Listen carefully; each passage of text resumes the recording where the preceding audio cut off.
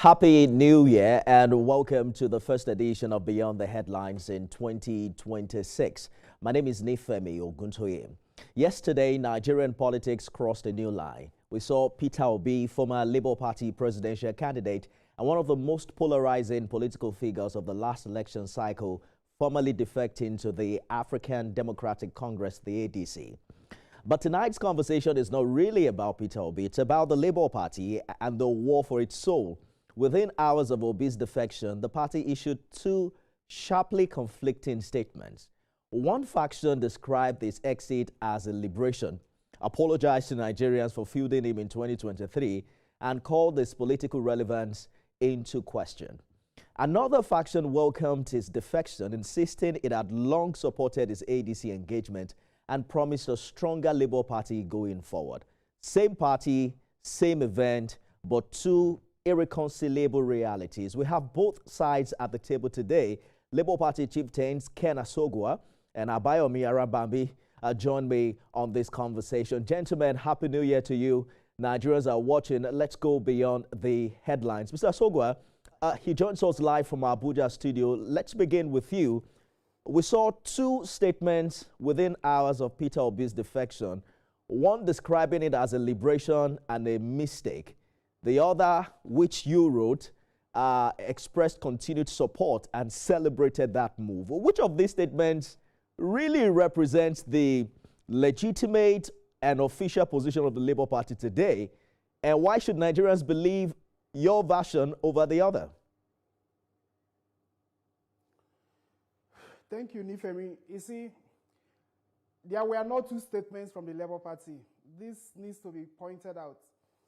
There was only one statement by the Labour Party, and it was issued by me on behalf of the national chairman, the interim national chairman of the Labour Party. If there was any other statement that was issued by any quarter, it was probably issued by some meddlesome interlopers. And I will explain to you. You asked me why our own statement should be taken to be the official statement of the party. The reason is simple. The courts in Nigeria have spoken, beginning from the High Court, Federal High Court, to the Supreme Court, in a judgment that was delivered on the 4th of April 2025. They spoke very loudly that Senator Donald Usman is the national chairman of the Labour Party. So on that note, any other statement coming from any other quarter other than from that camp is not representing the official position of the Labour Party. Now, coming to the statement that was issued yesterday, I want Nigerians to even be the judge. When you look at the tone of the statement that was issued by the other people, and look at the tone of our statement, to correct an impression that you created here, we didn't celebrate the ouster. Nobody celebrates the departure of people from your political party. But the fact remains that when Peter Obi came on board to participate in that coalition, we issued a statement on the 26th of May saying that he obtained the approval of the party to be on that coalition talks. We reiterated that statement on the 3rd of July, when just in the wake of the unveiling of the coalition, we restated the fact that the party knew that he was participating in this, and the party does not have any problems with that. Now, as regrettable as it is that he has exited, the party is trying to rebuild itself to stand stronger in 2027.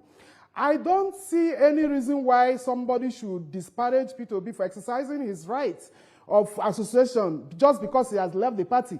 Someone went as far as apologizing to Nigerians for fielding him as a presidential candidate in 2027. We owe him a great deal of gratitude that he has brought the fortunes to Labour Party more than he has ever had since 2003. Even though Labour Party had in the past produced a sitting governor in the name of Olusegun Mimiko, but the fortune that the party got in 2023, we shouldn't close our eyes to that. Those fortunes didn't fall from the heaven. They didn't fall from the sky. Somebody made it to happen. And somebody woke up and said that these are people who Nigerians wouldn't have known about in the first place. If not for Peter Obi, the people who issued these statements, the Nigerians wouldn't have known about it. They were in Labour Party. The man who claims now to be the chairman, was his tenure predated Peter Obi's emergence as flag bearer of the party. He was there, but nobody knew that he existed as national chairman of Labour Party until Peter Obi came and made his name known to every Nigerian. And you wrote a statement saying that you fielded a wrong candidate. So when you read my statement, if anyone read my statement and you read theirs, then I will allow you to be the judge. All right, so Mr. Sogo, you know, the part of your statement, a part of your statement, a part of your statement says that the Labour Party wishes to inform its teaming members across the Federation that the party has not withdrawn the initial support extended to its 2023 presidential presidential candidate. You know, the body language is such that a candidate leaves your party and you're saying we have not withdrawn support. Are you suggesting that Labour Party is still going to support Peter Obi while he's now formally a member of the ADC? No, that decision is not my decision to make. In that same statement you quoted, there's a place where I wrote that the entire statutory organs of the party will sit in no distant time to chart a new course for the party. So if the organs of the party sit down and decide that there will be an alliance between the Labour Party and the ADC on account of Peter Obi's participation, then that is for them to take, a decision for them to take going forward. But as it is now, I don't have the capacity to go beyond what the support that the party already gave to him as far back as May and reiterated in July of last year. Let me bring Mr. Arabambi into this conversation. You are with the Julius Abure faction of the Labour Party, and you heard Mr. Sogo saying there's only one statement here, actually, and that faction is recognized by the court. But your statement apologized to Nigerians for fielding Peter Obi in 2023, which is a big statement because many people would say, what was the Labour Party before Peter Obi? Was it a party to reckon with on the national platform? That it was Peter Obi who gave Labour Party the national stature, you know, in that election. How do you react to that? Well, let me be very categorical. There is a difference between education and knowledge. The Electoral Act forbids anybody from being a member of two political parties. And you see, I don't normally like to join issue with background, you know, most of this staff of the governor of Abia State. We don't want to be joining issue with them because they are the one working for him. But you see, the defection of Obi yesterday, everybody knew that in 2010, he swore by Amadioha before Senator the former national chairman, that he would never leave ABGA. He would die with ABGA. It's on your station, it's on our rise, it's on channel. On April 7, 2024, on Sunday, this same man swore before our Lord Jesus Christ, I will not leave Labour Party. Yesterday, he denied the deity of the Igbo land. He denied our Lord Jesus Christ and jump ship into ADC. It is a confirm now that Mr. Peter Obi, as far as we are concerned, is a repackaged fraud, and he must be suffering from what we call physiological fantastica. That is an art of lying. When you are perfected an art of lying, you will lie yourself up. And that has made him a betrayer, a serial betrayer to Julius Abure. Hold on for a minute, Mr. Arababi. Hold on for a minute. Because I like us to stick with the issues and not call names. It's a new year, right? We don't want to, it's not a shouting match. We just want to have an intellectual conversation. But just a minute, I just want to follow up on your position. Because you mentioned that Peter Obi had moved from PDP, from APGA to PDP to Labour Party and now to ADC. But here's the point I want to make. Here's the point I want to make, Mr. Arababi. Just a minute, so that we can hear each other and understand each other. If you were Peter Obi, would you be running on Labour Party today, given the kind of confusion that the party, is now immersed in? You belong to Julius Abure faction. Mr. Asogo is with Nenadi Usman. Who knows who is really in charge of the Labour Party? Wouldn't you advise anybody who is serious about an election to go to a platform where there is more unity? No, there is even a faction in ADC who have even rejected is coming to their party. They are in court. But as we speak, there is only one name on INEC portal. Not most of the background staff of Alesoti, who appointed themselves as chairman and national secretary. INEC did not know them. In Ondo, in Nekiti, and Oshun, the name of a candidate has been uploaded on the INEC portal. I conducted that one on Oshun, and I can confirm to you that even the record of Oshun, by Samuel Agboke, participated. He witnessed our own primary where our governorship candidate emerges. Now, the point I want to make clear is this. Mr. Peter Obi ran away from Labour Party with Aisha Yesufu, who confirmed yesterday, the comrade Alaja, that she has never been a card-carrying member of Labour Party, but she wanted to pick their card yesterday. But let me announce for Nigeria that Mr. Peter Obi should not blame President Bola Ahmed Tinubu. By the time we invited the FTC over this matter that I want to mention, you are aware there is an Obi Dati Ahmed campaign account where this woman who claimed yesterday that she was not a card-carrying member of Labour Party was a signatory to this account that we have 12 billion naira and $15 million. The account as follows. Zenith Bank, 1241 95 0451. Standing Bank, 009165 7896. Heritage, 1400 23 49 00. Globals, 1000 12 81 94.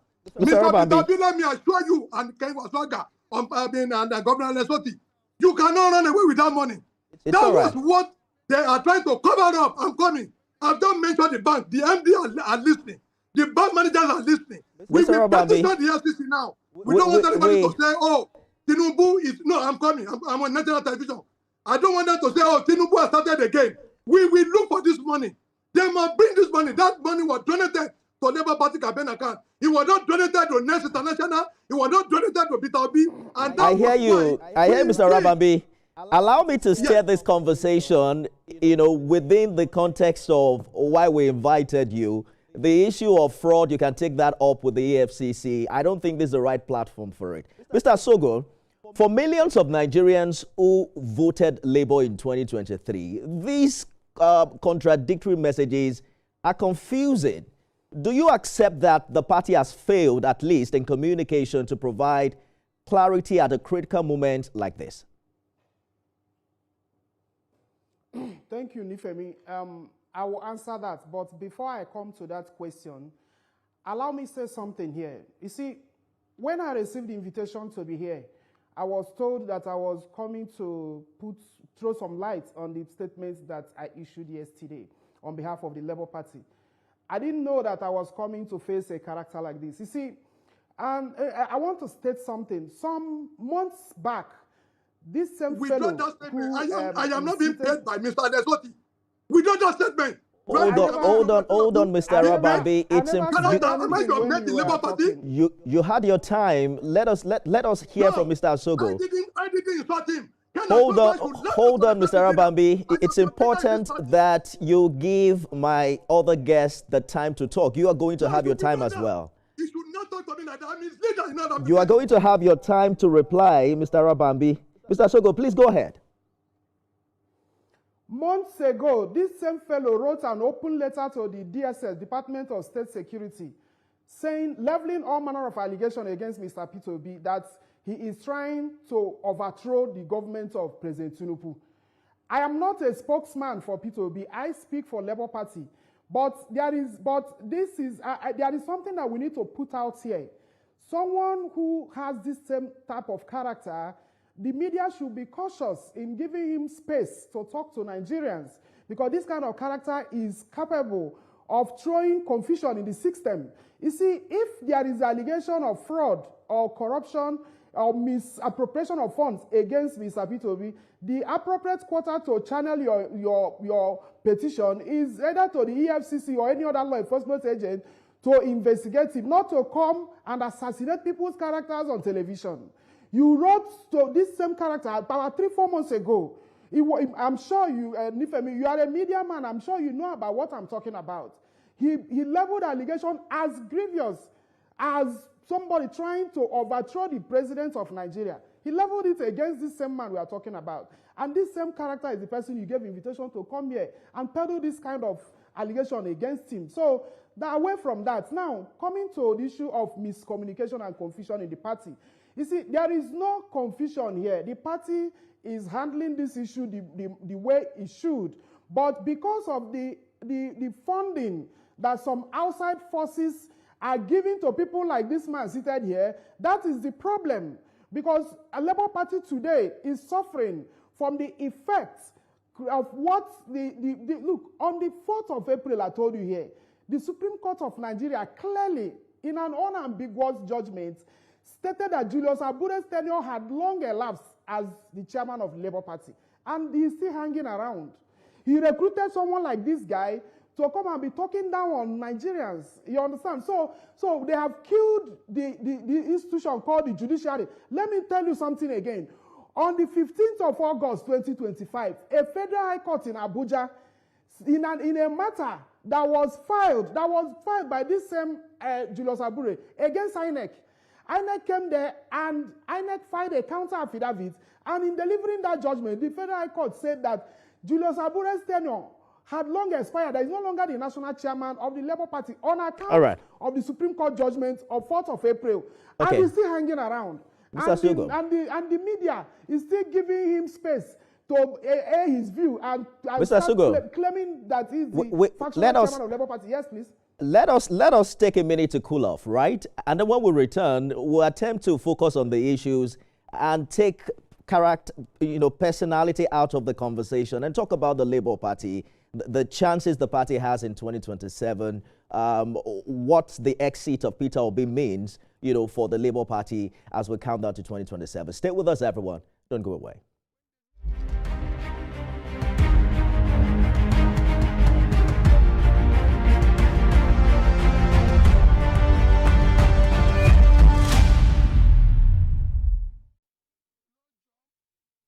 Everyone, Mr. Asugo, Mr. Rabambi, thank you also for staying the course on the program. Mr. Rabambi, I'm coming to you now. We're on live television. Nigeria is watching. It's important that we, speak dispassionately and watch our choice of language, because the national television is guided by certain rules. You can't call people names. You can't abuse people. You can't even make accusations, because this is not the court of law, right?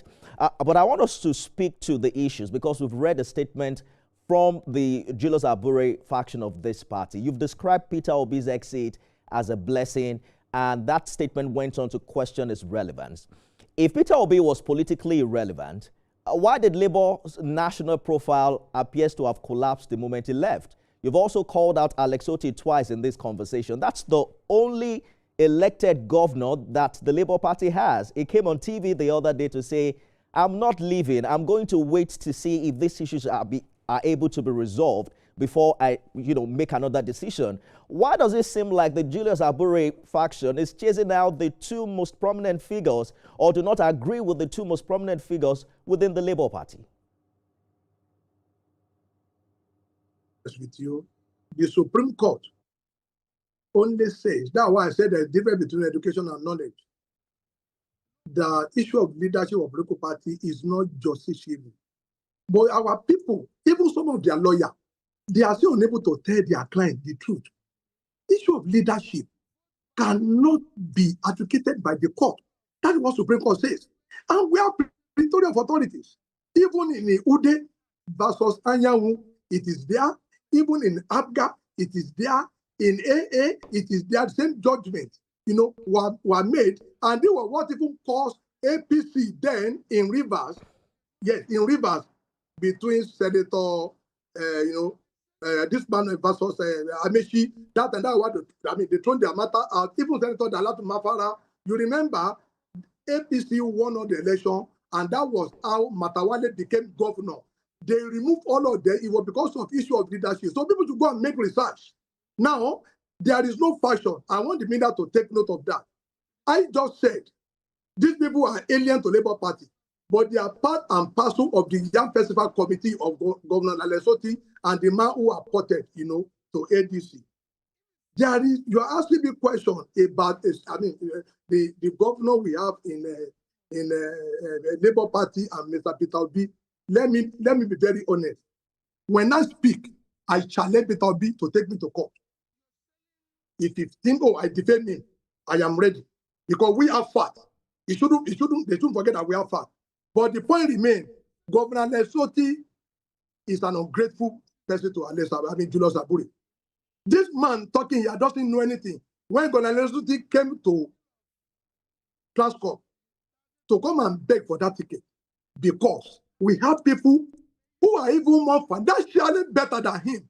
But Mr. Barrister Julius Aburi insisted that let us give him that chance. And do not forget, he had been a serial contestant for governorship in all the party. Gogo and Gogo, they didn't give him that slot until when Labour Party gave him. But do you know what we see? They are on a conquest mission to capture the soul of Labour Party. On Nine Portal today, you will see Julius Aburi and Alhaji Farouk. These people are just made some Italopa. Supreme Court did not. If Supreme Court are pronounced such an order, why can't they go for review? If they will not ask their SCN to pay money, just like the one they did to INEC. Now, where somebody hired an SCN and the court said he should go and pay 20 million for breaking a frivolous suit because INEC has now been barred from appealing judgment regarding leadership. It is none of their business. And that's why Supreme Court has made it very clear that issue of leadership is not justiciable. So when we have people who want to strangulate our party, who are on a conquest mission to capture the soul of Labour Party and turn it into an evil agenda, we will reject it. And yesterday, you saw it. Mr. Peter Obi, with all the statistics, they went before David Mark, a chairman from North Central, saying we want Igbo presidency. Forgetting, it is not Igbo that formed that party.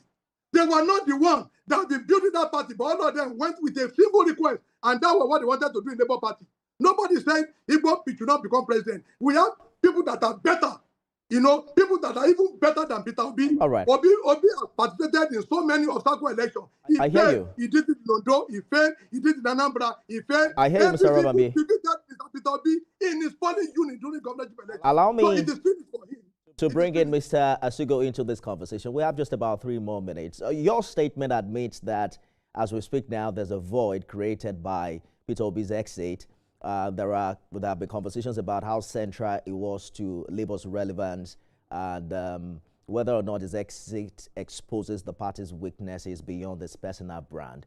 Do you believe that your party, the Labour Party, would have had any national relevance in 2023 without Peter Obi? You have answered yes to that. But what do you think is the way forward right now, seeing his official move to the ADC for your party? Thank you. Thank you so much, Nifemi. You see, my statement contained actually some bits and pieces of the way forward. The party is currently undergoing a re-registration and revalidation process that began on the 17th of December to terminate on the 20th of January. And the whole essence of this is to inject new, fresh energy into the party. And it's coincidentally happening at the same time that Mr. Obi exited the party. So it is our hope that fresh energy will be injected, fresh blood injected into the party as Obi is exiting. We are targeting to bring in about 10 million Nigerians to join the party. And as God would have it, we are recording the returns so far are very commendable. So as regrettable as it is that Peter Obi left, yes, it brought fortunes to the party. The party is working behind the scene assiduously to cover up some of those lost grounds, and by the grace of God, we will recover the lost grounds. Mr. Rabi, do you agree with him that there is hope for the Labour Party with Peter Obi's exit? I said these people are impostors. He cannot speak for Labour Party. The only person between two of us that has the legitimate right as National Vice Chairman Southwest of Labour Party, that is on Nane Porter, is Dr. Arababi before you. You have said that before. What I'm asking is that, is there hope for your party with Peter Obi's exit? No, I don't want to take it from his own context. We are going to re-engineer our party. We are very happy, that the strangulator has left. And we also apologize on behalf of our national chairman to Nigeria, for presenting Mr. Peter Obi as our presidential candidate. Because, when a lizard that runs his mother funeral does not get invited to another, mother funeral. Lastly, the ADC, that all of them are rejoicing. These are the same people who are the architects of our national collapse, now shamelessly parading themselves as messiahs, the ADC. And they are the ones that are poisoning the system and now coming with a prescription. These are the people we campaigned against in 2022. We called them all manner of name, but you can now see he choose to go back to his vomit. That means not a man that can be trusted. And lastly, sir, as far as we are concerned in Labour Party, there is no way the Lucifer will prepare a dinner and ask the disciple of Lord Jesus Christ to come and have, supper with him. These people, they are different. We are two parallel lines. Even Dr. Lesoti will soon be expelled. You should know. We will expel him. He's not going to be a candidate in 2027. We are going to have another government candidate. Then we will know who are the Medusa Talopa, who are the original owner of Labour Party. Thank you very much. Labour Party Chieftains, Ken Asogwa, Abayomi, Arabambi, gentlemen, thank you for talking to us and Happy New Year to you. Yeah, thank you. Thank you so much. Compliment of the season. Compliments of the season, everyone. Thank you for joining the first episode of the show in 2026. Well, quite excited, right? Quite disturbing, some of the things we've also heard. But it's a new year, and we're following closely all the political developments. I am Nifebi Oguto. You can watch it again at midnight and 6 a.m. tomorrow.